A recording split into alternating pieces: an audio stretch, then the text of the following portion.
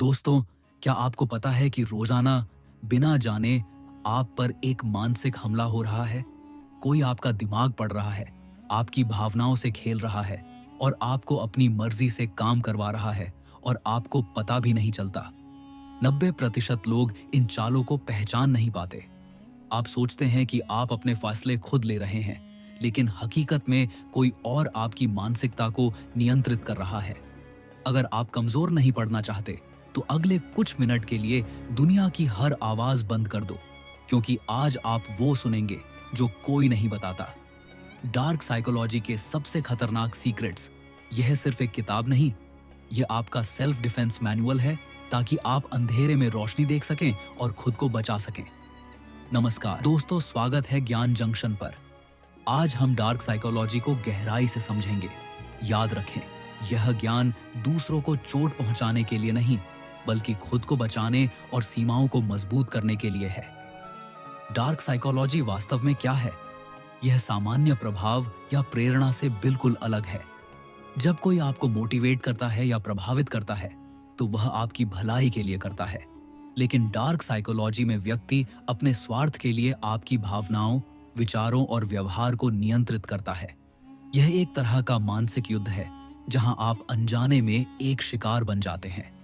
इसका इस्तेमाल विज्ञापनों में, रिश्तों में, कार्यस्थल पर और यहां तक कि राजनीति में भी होता है। जो लोग इन तकनीकों का इस्तेमाल करते हैं, वे जानते हैं कि मानव मन कैसे काम करता है और इसकी कमजोरियां क्या हैं। आपको यह सीखने की जरूरत क्यों है? क्योंकि अज्ञानता में आप हमेशा एक आसान शिकार रहेंगे। जब आप इन तकनीकों को समझ लेते हैं, तो आप उन्हें पहचान सकते हैं और अपनी रक्षा कर सकते हैं। यह ज्ञान एक कवच की तरह है, जो आपको मानसिक हमलों से बचाता है। डर जरूरी है, लेकिन जागरूकता और भी जरूरी है। जब आप जागरूक होते हैं, तो आप शक्तिशाली हो जाते हैं। मनोविज्ञान में 3 मुख्य व्यक्तित्व लक्षण हैं, जिन्हें डार्क ट्रायड कहा जाता है। ये 3 लक्षण उन लोगों में पाए जाते हैं जो दूसरों को मैनिपुलेट करने में माहिर होते हैं। पहला है नार्सिसिज्म, यानी आत्ममुग्धता। ऐसे लोग सिर्फ खुद से प्यार करते हैं और खुद को सबसे श्रेष्ठ मानते हैं। उन्हें लगातार तारीफ और ध्यान चाहिए होता है। अगर आप उनकी तारीफ नहीं करते या उनकी बात नहीं मानते, तो वे आक्रामक हो सकते हैं या आपको नीचा दिखाने की कोशिश करते हैं। ऐसे लोग आपकी भावनाओं की कद्र नहीं करते, क्योंकि उनके लिए सिर्फ उनकी जरूरतें मायने रखती हैं। दूसरा है मैकियावेलियनिज्म। यह नाम इटली के एक लेखक निकोलो मैकियावेली से आया है, जिन्होंने कहा था कि मकसद को पाने के लिए कोई भी तरीका सही है। ऐसे लोग बेहद चालाक और ठंडे दिमाग वाले होते हैं। वे लंबी अवधि की योजनाएं बनाते हैं और धीरे धीरे आपको अपने जाल में फंसाते हैं। वे आपके साथ दोस्ती करेंगे, आपका भरोसा जीतेंगे और फिर जब समय आएगा तो आपका इस्तेमाल करके आपको छोड़ देंगे। इनके लिए रिश्ते सिर्फ एक लेन देन की तरह होते हैं। तीसरा है साइकोपैथी। यह सबसे खतरनाक लक्षण है। साइकोपैथ में सहानुभूति की कमी होती है। वे दूसरों की भावनाओं को महसूस नहीं कर पाते या उन्हें परवाह नहीं होती। वे बिना किसी अपराध बोध के दूसरों को नुकसान पहुंचा सकते हैं। ऐसे लोग अक्सर आकर्षक और मनमोहक होते हैं, लेकिन अंदर से पूरी तरह खोखले और खतरनाक होते हैं। वे झूठ बोलने में माहिर होते हैं और अपनी गलतियों की कभी जिम्मेदारी नहीं लेते। अब बात करते हैं मैनिपुलेशन की 7 सबसे खतरनाक तकनीकों के बारे में। पहली तकनीक है गैस लाइटिंग। यह शायद सबसे क्रूर मानसिक हथियार है। गैस लाइटिंग में व्यक्ति आपको अपनी ही वास्तविकता पर संदेह कराने लगता है। मान लीजिए आपने कुछ देखा या सुना, लेकिन दूसरा व्यक्ति बार बार कहता है कि ऐसा कुछ हुआ ही नहीं। वे कहेंगे कि आप चीजें भूल जाते हैं, आप ज्यादा सेंसिटिव हैं या आप पागल हो रहे हैं। धीरे धीरे आप अपनी याददाश्त और समझ पर भरोसा खोने लगते हैं। यह बेहद खतरनाक है, क्योंकि यह आपके आत्मविश्वास को पूरी तरह तोड़ देता है। एक बार जब आप खुद पर भरोसा खो देते हैं, तो मैनिपुलेटर आपको पूरी तरह नियंत्रित कर सकता है। दूसरी तकनीक है साइलेंट ट्रीटमेंट, यानी चुप्पी की सजा। यह एक भावनात्मक हथियार है, जहां व्यक्ति आपसे बात करना पूरी तरह बंद कर देता है। वे आपको अनदेखा करते हैं, आपके संदेशों का जवाब नहीं देते और आपको महसूस कराते हैं कि आप अदृश्य हैं। यह बेहद दर्दनाक होता है, क्योंकि मनुष्य एक सामाजिक प्राणी है और उसे संवाद की जरूरत होती है। चुप्पी आपको अपराध बोध और असुरक्षा से भर देती है।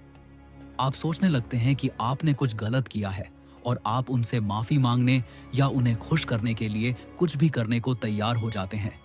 यह एक तरह का मानसिक यातना है। तीसरी तकनीक है लव बॉम्बिंग। यह खासकर रिश्तों की शुरुआत में इस्तेमाल होती है। मैनिपुलेटर आपको अत्यधिक प्यार, ध्यान और तारीफों से भर देता है। वे आपको परफेक्ट पार्टनर लगते हैं। वे कहते हैं कि आप उनकी जिंदगी हो, वे आपके बिना नहीं रह सकते और आप उनके लिए सब कुछ हो। वे आपको महंगे तोहफे देते हैं, लगातार संदेश भेजते हैं और आपका सारा समय लेना चाहते हैं। शुरुआत में यह बहुत सुंदर लगता है, लेकिन यह एक जाल है। एक बार जब आप भावनात्मक रूप से उन पर निर्भर हो जाते हैं, तो वे अपना असली चेहरा दिखाते हैं। तब वे आपको नियंत्रित करने लगते हैं, आपकी आलोचना करते हैं और आपको अलग थलग कर देते हैं। चौथी तकनीक है गिल्ट ट्रिपिंग, यानी अपराध बोध दिलाना। इसमें व्यक्ति आपको यह महसूस कराता है कि आप एक बुरे इंसान हैं या आपने कुछ गलत किया है। वे कहेंगे कि उन्होंने आपके लिए इतना किया, आपने उनकी कद्र नहीं की या आप स्वार्थी हैं। वे आपकी भावनाओं को हथियार बनाते हैं। माँ बाप, पार्टनर, दोस्त, कोई भी इस तकनीक का इस्तेमाल कर सकता है। वे कहेंगे कि अगर आप उन्हें प्यार करते हो तो आप यह काम करोगे, वरना उन्हें बहुत दुख होगा। यह भावनात्मक ब्लैकमेल है। आप उनकी मांगे पूरी करते रहते हैं क्योंकि आप अपराध बोध से बचना चाहते हैं। पांचवी तकनीक है प्लेइंग द विक्टिम, यानी पीड़ित कार्ड खेलना। ऐसे लोग हमेशा खुद को शिकार के रूप में पेश करते हैं। उनके साथ हमेशा कुछ गलत होता रहता है, दुनिया उनके खिलाफ है और कोई उन्हें नहीं समझता। वे दूसरों से सहानुभूति बटोरते हैं और लोगों को अपनी मदद करने के लिए मजबूर करते हैं। अगर आप उनका विरोध करते हैं या उनसे असहमत होते हैं, तो वे और भी ज्यादा दुखी होने का नाटक करते हैं। वे कहेंगे कि आप उन्हें चोट पहुंचा रहे हैं, जबकि असलियत में वे आपको मैनिपुलेट कर रहे होते हैं। इस तरह वे हमेशा ध्यान और सहायता पाते रहते हैं और अपनी जिम्मेदारियों से बच जाते हैं। छठी तकनीक है प्रोजेक्शन। इसमें व्यक्ति अपनी गलतियों, कमियों और नकारात्मक भावनाओं को दूसरों पर थोप देता है। अगर वे झूठ बोल रहे हैं तो वे आप पर झूठा होने का आरोप लगाएंगे। अगर वे धोखा दे रहे हैं तो वे आप पर शक करेंगे और आपको बेवफा कहेंगे। अगर वे गुस्सैल हैं तो वे कहेंगे कि आप बहुत आक्रामक हो। यह एक रक्षा तंत्र है जिससे वे अपने अपराध बोध से बचते हैं और आपको कमजोर महसूस कराते हैं। आप खुद को सफाई देने में लग जाते हैं जबकि असली समस्या उनमें है। सातवीं तकनीक है फुट इन द डोर। यह एक मनोवैज्ञानिक ट्रिक है जहां व्यक्ति पहले आपसे एक छोटी सी मदद मांगता है। जब आप हाँ कह देते हैं तो वे धीरे धीरे बड़ी मांगे करने लगते हैं। क्योंकि आपने पहले हाँ कहा था, इसलिए आप बाद में ना कहने में असहज महसूस करते हैं। आप सोचते हैं कि अगर मैंने पहली बार मदद की तो अब भी कर देता हूं। धीरे धीरे आप ऐसे कामों में फंस जाते हैं जो आप नहीं करना चाहते थे। विक्रेता, दान मांगने वाले और मैनिपुलेटर्स इस तकनीक का खूब इस्तेमाल करते हैं। अब सबसे महत्वपूर्ण सवाल है कि आप अपनी रक्षा कैसे करें। पहला कदम है पहचानना मैनिपुलेशन के लाल झंडे क्या हैं। अगर कोई आपको लगातार संदेह में रखता है, आपकी भावनाओं को नकारता है, आप पर दोष मढ़ता है, आपको दोस्तों और परिवार से अलग करता है, आपकी उपलब्धियों को कम करता है या आपको नियंत्रित करने की कोशिश करता है, तो ये सब लाल झंडे हैं। अगर किसी रिश्ते में आप लगातार तनाव, अपराध बोध या कंफ्यूजन महसूस करते हैं, तो यह मैनिपुलेशन हो सकता है।